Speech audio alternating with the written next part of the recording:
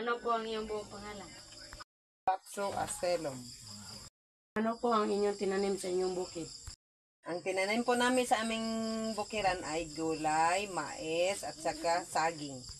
Ano ang pinakamahirap sa pagsasaka para sa inyo? Patuwin yung mais at saka saging. Bakit? Dahil sa mga insekto nanira sa mga pananim.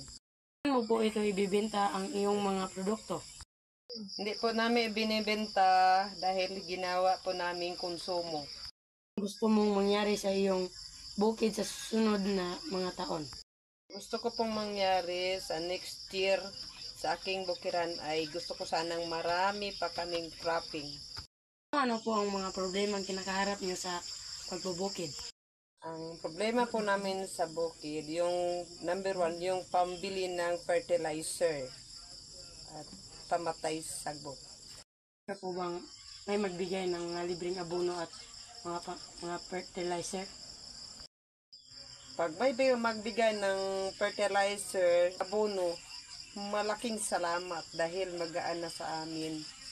At hindi na kami mahirapan paano kami makabili ng pambili ng pataba sa aming mga tanim. Ano ang payo mo sa mga gustong maging magsasaka? Ang maipayo ko po sa gusto na magsasaka, sana pagbutihan pa nila para hindi sila mahirapan sa pagpakain ng kanilang mga pamilya.